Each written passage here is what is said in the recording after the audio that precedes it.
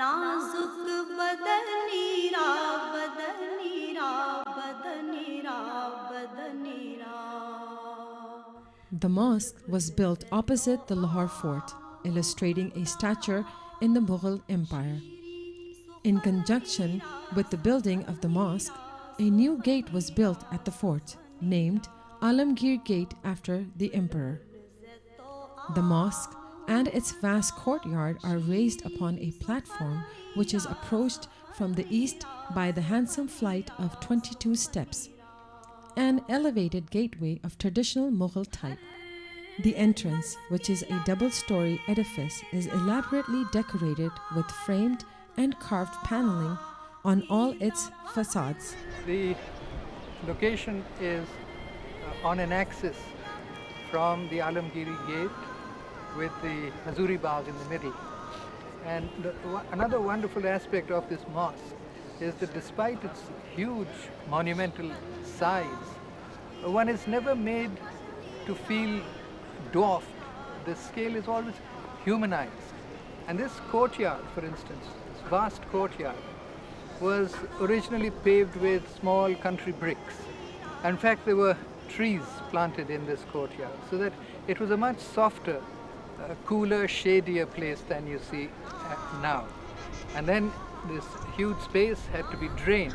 So there's an elaborate network of drains running under the floor, which go where the river once flowed. The water flows out from that side. The tank, of course, it was the main ablution area and fills with water. At the four corners of the courtyard are the tall octagonal minarets. Four smaller minarets, all octagonal, are attached to the corner of the prayer chambers. Above them lie three grand bulbous marble domes. The red sandstones of the building is decorated externally with the unobtrusive lines and patterns in white marble inlay.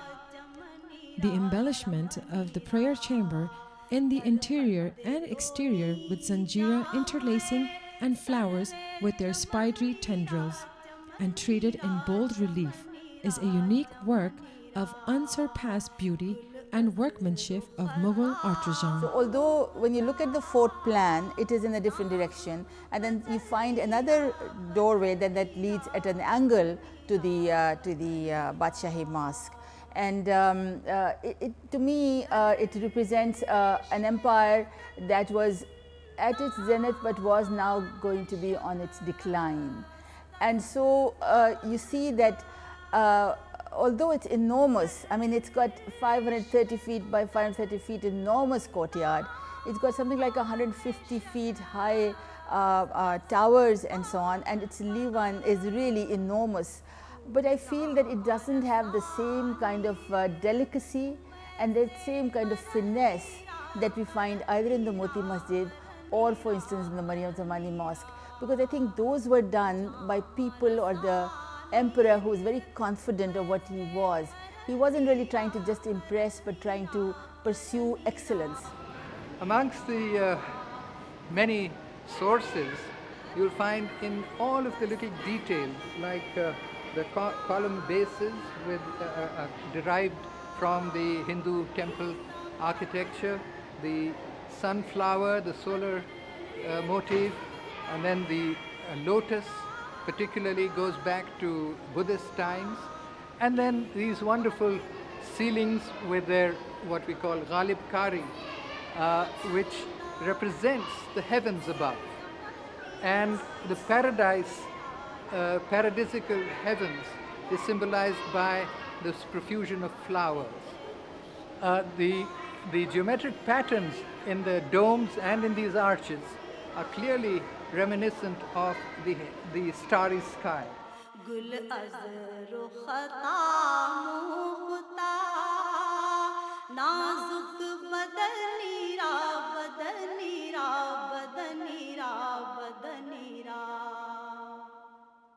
Badshahi Mosque was damaged and misused during the reign of Maharaja Ranjit Singh, the Sikh ruler of the Punjab from 1801 to 1839. The four domes on top of its four minarets were used by the Sikhs for cannon practice and were destroyed. The mosque was converted into a stable for the horses of Ranjit Singh's army and also used as a gunpowder magazine for military stores. When the British took over control of India, they continued to use the mosque and the adjoining fort as a military garrison.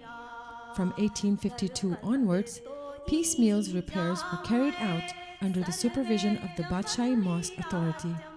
Extensive repairs were carried out from 1939 to 1960 at a cost of about 4.8 million rupees, which brought the mosque to its original shape and condition. The Sikhs had their armory and arsenal in the Huzuri Bagh. They took cannon up to the minarets and fired into the fort. After the annexation of the Punjab, when the British took over, amongst their first acts was to defortify all defensible positions. And part of that decision was to pull down this wall facing Huzuri Bagh. So the place looked very different from what it looks today. And in fact, you have some old photographs in the entrance which gives the impression before the renovation and rebuilding started. And this was when the British then decided to hand back the mosque to the Muslim community. And the Muslims then mobilized a fundraising campaign all over India, and with this money they were able to gradually bring it back to more than its original form. As I say, this red sandstone floor was sandstone left over from the restoration work for the fort. It's not local, it's not indigenous. So the missing parts of the minarets were rebuilt and so on. So today it looks in much better form, except what I personally rather miss is the softness of the country brick pavings with the trees, their shade and the coolness. On the occasion of the Second Islamic Summit held at Lahore on February 22, 1974, 39 heads of Muslim states offered their Friday prayers in the Badshahi Masjid. यहाँ पर सन 74 में जो सरबराही conference Pakistan में इनेकाद की गई, उसके जुमे की जो नमाज है वो बादशाही मस्जिद में हुई। और मैं ये बात बताते हुए मैं खुशी महसूस करूँगा कि उस सरबराही कॉन्फ्रेंस में आने वाले जितने भी उस वक़्त बादशाह थे, सदूर थे, वज़ीर आज़म थे, वज़ीर ख़ारजा थे, उन सब ने जुमे की नमाज यहाँ पढ़ी। और उनकी नमाज हमारे वालिद हज़रत मौलाना अब्दुल कादिर आज़ाद रहमतुल्लाह अलैह को ये सआदत अल्लाह रब्बुल आलमीन ने नसीब की कि एक फ़कीर, एक दरवेश आगे खड़ा है और उसके पीछे सारे बादशाह, सदूर, वज़ीर आज़म, वज़ीर ख़ारजा खड़े हैं और उनको इमामुस सलातीन का एक लक़ब मिला।